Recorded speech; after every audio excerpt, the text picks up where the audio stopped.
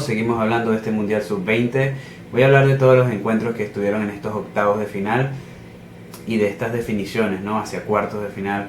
Estaba esperando que terminaran todos los partidos de octavos para hacer una especie de breve resumen sobre cada partido que vi. Así que bueno, primero vamos a empezar por el partido de Venezuela-Japón.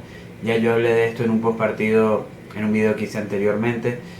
Japón lo hizo muy bien, fue un equipo que jugó muy bien el fútbol, pero Venezuela fue merecedor ya que pudo concretar, tuvo una línea defensiva bastante sólida, un portero Fariñez impresionante y Japón no le pudo hacer daño a esta saga. Nadie le ha podido hacer daño a Venezuela en esta competencia, algo que me enorgullece mucho y pienso que hay mucho futuro en esta defensa en comparación con la selección mayor, que no hay una defensa tan confiable aún. Después de este partido de Venezuela-Japón se vino un República de Corea o un Corea del Sur contra Portugal, y yo lo dije en videos anteriores que Portugal, México y Alemania eran selecciones que tenían que ponerse las pilas en estos octavos de final, que jugaron una primera fase muy regular, muy justa, y pienso que tenían que hacer un plus en estos octavos de final si querían pasar. Si tú me preguntabas a mí si yo creía que Portugal iba a pasar contra esta Corea, yo decía que no, porque Corea estaba jugando muy bien en la primera fase, es anfitriona, tiene jugadores súper rápidos, súper ágiles, pero es fútbol. En estos octavos de final fueron doblegados por Portugal de manera muy merecida. Pienso que Portugal lo hizo muy bien, fue un equipo contundente, el lateral izquierdo Yuri lo hizo muy bien, Sadas fue el jugador del partido para mí. En el primer gol él lo que tenía que hacer era terminar la jugada, pero hizo un gol colocado por abajo, tipo Toni Kroos. Luego hicieron 2 goles más, ¿no? Estaba ganando 3-0 y Corea anotó el descuento con la esperanza de poder empatar, pero anotaron el gol demasiado tarde, como en el minuto 81. Ellos trataban, pero la defensa de Portugal ahí estaba algo dubitativa en algunos momentos, pero podían despejar el balón y todo, y tenían que hacerle 2 goles más. En 10 minutos era imposible. Una merecida despedida a Corea, que yo pienso que fue una selección bastante llamativa en este mundial, pero creo que igual decepciona por ser anfitriona y por tener esa primera fase tan llamativa, ¿no? Y un Portugal que me parece que está sorprendiendo. Esta fue una sorpresa para mí y bueno, que me alegra mucho porque yo quería que sacaran su casta de fútbol europeo. El día siguiente empieza con un juego entre Uruguay y Arabia Saudita, en el que en los papeles yo decía que este partido le iba a ganar Uruguay como si fuera un trámite. Les falté el respeto a Arabia Saudita y me callaron un poco, ¿no? Yo creo que Arabia Saudita complicó bastante a Uruguay, los obligó a jugar, bueno, ambos se obligaron a jugar un juego bastante sucio, bastante, metido, luchado, y para mí Uruguay salió victorioso porque es una selección capaz de jugar de tú a tú a los que juegan bien por abajo y de tú a tú a los que juegan bien al caos, ¿no? Y esto es peligroso para los demás rivales, porque ¿qué quiere decir esto? Que Uruguay se puede acoplar a cualquier tipo de juego, y o sea, si tú les juegas de manera fuerte, ellos también te pueden jugar de manera fuerte y también te pueden perjudicar. Uruguay terminó ganando 1-0 con un gol de la Cruz, para mí una de las figuras de Uruguay en todo el torneo. Si bien no tenía un torneo impresionante como él empezó contra Italia, yo pienso que este es un jugador que ha valido mucho la pena. Contra Italia a él le cobraron un penal y él no pudo anotar el gol, pero pudo anotar el gol en el partido más importante, que es en este partido contra Arabia Saudita, que de octavos de final. El único gol de ese encuentro y de igual importancia porque fue contra Arabia Saudita en octavos de final. A destacar el arquero Mele, un arquero que, si mal no recuerdo, no ha recibido goles esta saga. También a destacar, bueno, el Puma Rodríguez, Valverde no le dieron mucho espacio ese juego, pero el tipo cambia mucho de ritmo. A mí me gusta mucho Valverde como juega, pero en este partido estaba bastante apretado. Entonces, si estaba apretado Valverde, tenía que soltarse Bentancur. Valverde y Bentancur se turnaban. Valverde a veces estaba delante de los centrales, a veces Bentancur le tocaba estar entre los centrales. ¿Por qué? Porque la marca era intensa por parte de Arabia Saudita y el juego no era fluido. Chapacase me parece un jugador brillante, me parece que tiene un futuro inmejorable. Lo que pasa es que a veces tiene mucho temperamento, pero los sudamericanos normalmente son así. De Arabia Saudita, a destacar el orden táctico que tuvieron. Creo que lo que reinó en este juego fue el orden táctico de ambos equipos. Fue prácticamente un juego de estrategia, los dos equipos estaban muy trabados porque Arabia Saudita no permitió a Uruguay hacerle daño y estaba presionando y presionando, y Uruguay, si bien quería generar juego, también se acoplaba a ese juego de ser rudo, de ser fuerte contra el rival, y pudieron sacar la ventaja y pudieron clasificar. Después vino el desastre. Alemania contra Zambia.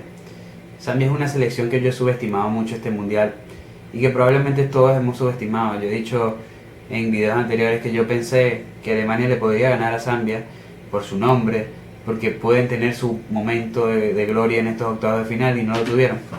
Perdieron 4-3 de manera muy merecida. Yo creo que fue un resultado bastante disfrazado porque, a ver, al comienzo Alemania empezó ganando con un golazo de Philipp Ochs, creo que fue el gol de la fecha, pero después, en el segundo tiempo, iba ganando Alemania 1-0, Zambia le hace 3. Para mí me parece un desastre esta defensa de Alemania, porque ¿cómo es posible que estés ganando en octavos de final 1-0 y en el segundo tiempo te hagan 3 goles? Pero eso no es todo. Al final, en los últimos 3 minutos del partido, Alemania hizo los 2 goles para empatarlo y llevarlo al extratiempo. Yo no vi que lo merecía Alemania, pero me emocioné mucho, porque los juegos de fútbol así son impresionantes, son geniales. Luego en los tiempos extra Alemania empieza a presionar en el primer tiempo, los 5 primeros minutos, los 10 primeros minutos, y ya Zambia empezó a hacer de las suyas y definió con el 4-3. Lamentablemente Alemania para mí es la mayor decepción de este mundial. Un equipo que no mostró ambición y mostró mucha inseguridad en sus jugadores. A destacar en este partido Serdar por parte de Alemania, Philipp Ochs por el golazo. Los jugadores que se despiden por parte de Alemania que me parecieron llamativos fueron Serdar, Philipp Ochs, tal vez Conde. En cuanto a Inglaterra-Costa Rica, es un partido que el único que yo no vi de toda la final, sinceramente.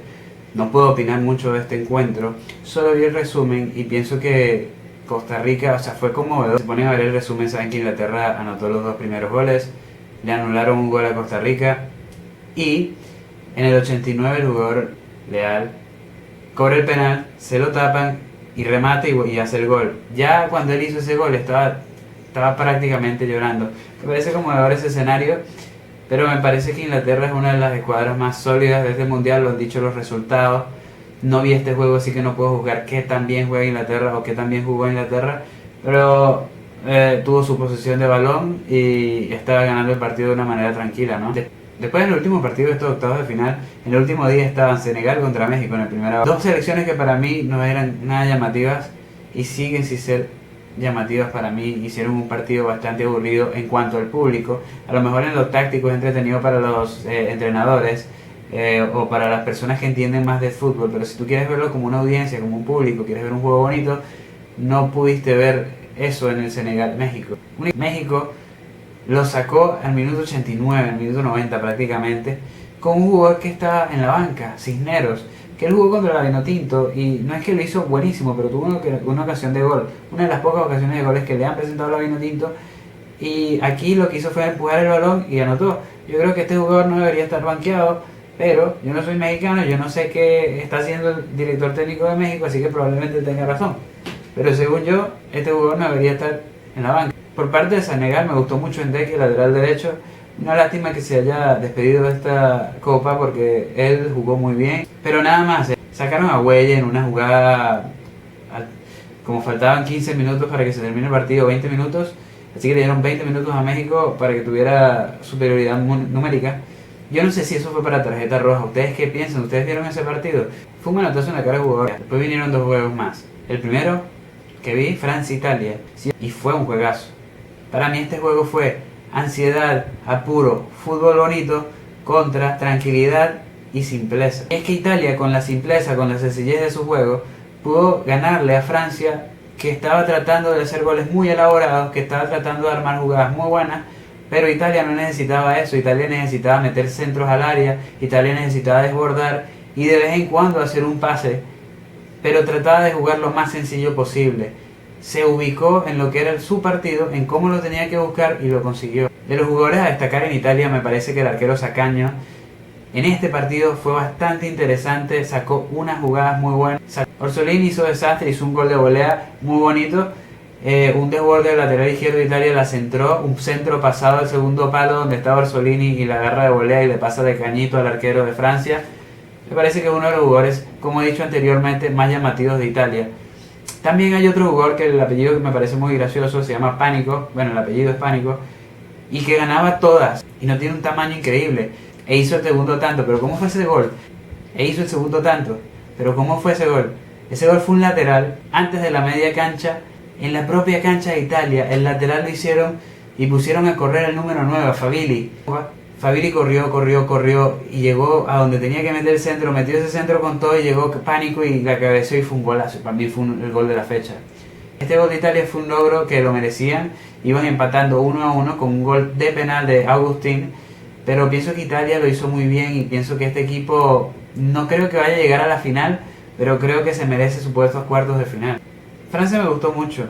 Me gustó mucho Agustín, aunque me parece que su actitud da mucho que desear en estos partidos. El tipo cuando metió gol de penal encaró a Sacaña, no sé por qué, pero ni siquiera celebró el gol, sino que fue a ver al arquero italiano como a retarlo. Me parece una actitud antideportiva completamente, pero es el jugador más desequilibrante de Francia. Harit, el número 14, me pareció bastante educado de pie, me pareció que maneja el balón muy bien y otras sorpresas del Mundial, ¿no? Francia se despide muy temprano a pesar de haber tenido una puntuación perfecta en la primera fase de grupo. El último partido de la fecha para mí fue Estados Unidos y Nueva Zelanda. De aquí se definía el rival de Venezuela en los cuartos de final, así que lo vi con mucho detenimiento, pero es que vi el partido y no tenía muchas cosas que evaluar, fue un partido muy disparejo. Seguro Dudamel sí que fue al estadio a verlo y él sabe muchísimo de fútbol, él sabe mucho más que yo y él sabe los puntos que tiene que evaluar con este rival de Estados Unidos que ganó por una goleada extensa. Lo que yo puedo decir de Estados Unidos es que me parece una selección que tiene un pie decente, que no quieren desperdiciar el balón en ningún lugar, que hasta en la propia área del rival la siguen pasando, la siguen tocando, que no van a terminar una jugada por terminarla, que quieren pasar el balón bien y que quieren encarar. Son jugadores que son atrevidos, pero yo creo que Venezuela puede contenerlo. Tengo que mencionar al hijo de Jürgen Klinsmann, es el arquero de Estados Unidos. Y mira, si me preguntas a mí, entre nosotros, yo creo que Venezuela debería probar mucho fuera del área. Es un arquero que en la primera fase tuvo un error bastante feo en el primer partido de Estados Unidos y que hay que probarlo mucho. Para mí, en Estados Unidos hay dos jugadores que le tenemos que prestar mucha atención en los partidos de cuartos de final cuando enfrenten a nuestra selección de Venezuela.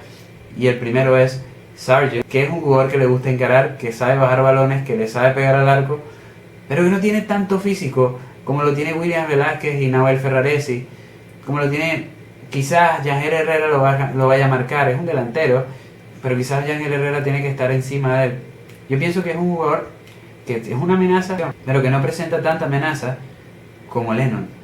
Este jugador Lennon es un jugador rápido, que encara, que tiene fútbol, que tiene una vista de buenos pases, que dribla, que está seguro de lo que hace y yo creo que es el favorito de los Estados Unidos y yo veo por qué. Creo que este jugador es un poco peligroso, va a estar al lado de José Hernández, del lateral izquierdo de Venezuela, o de Edwin Quero, dependiendo de lo que haga Dudamel con estos laterales. Vamos a ver qué va a decidir. Y yo creo que el juego de Estados Unidos va a tratar de definirse por los pases cortos contra Venezuela. Van a tratar de pasarla hasta el final, hasta llegar al área de Venezuela. Pero yo digo que si Venezuela pudo contener a Japón, va a poder contener sin duda alguna a los Estados Unidos. Por último, los duelos de cuartos de final quedaron así.